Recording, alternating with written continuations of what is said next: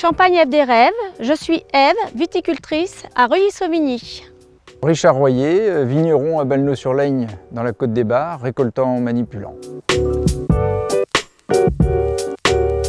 Alors la Côte des Bars, c'est la sous-région viticole sud de la Champagne, qui est complètement au sud de Troyes. Donc moi je suis à Balneau-sur-Laigne, c'est même la partie sud de cette région, à côté du terroir d'Hérissé. Je suis dans la vallée de la Marne, entre Dormans et Château-Thierry.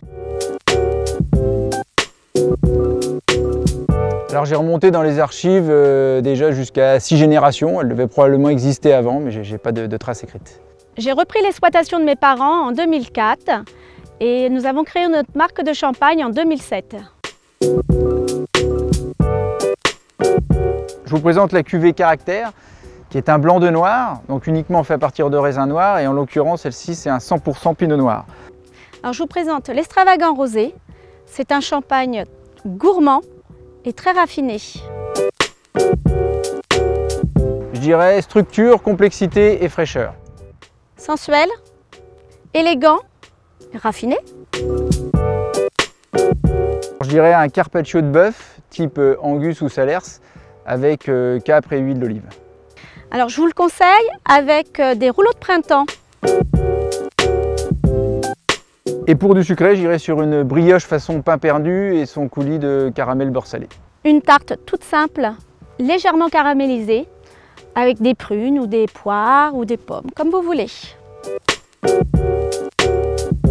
Quelques mots, j'en dirais un principal, c'est diversité, voilà, parce qu'on fait plusieurs métiers en un en fait. Le premier, c'est donc la culture de la vigne, donc là on est plus sur le côté agricole, le travail de la terre, le travail du végétal. Ensuite la vinification, donc la transformation, là c'est plus en intérieur, ça appelle à d'autres compétences aussi. Et puis en dernier, la commercialisation, où c'est à nouveau d'autres compétences, d'autres particularités. Donc c'est pour ça que c'est très diversifié, on change chaque jour, chaque semaine un petit peu de métier. Alors, je dirige une exploitation viticole, je travaille dans les vignes, je travaille au bureau et j'ai des relations avec la clientèle. Un souvenir, c'est la vendange 2011, puisque donc mon épouse était enceinte, on attendait notre premier enfant, notre première fille. Le terme était prévu pour le 5 septembre, on a démarré les vendanges le 23 août, donc c'était short pour terminer avant l'arrivée du bébé, et le bébé a attendu et est arrivé pile poil le 2 septembre au soir, quand on a fait la fête de fin de vendange qu'on appelle le chien ici. Cette année 2021, le 19 juin, nous avons eu une énorme tornade et il y a eu un élan de solidarité entre vignerons, beaucoup d'amis vignerons sont venus nous aider et ça m'a beaucoup touchée et je les remercie énormément.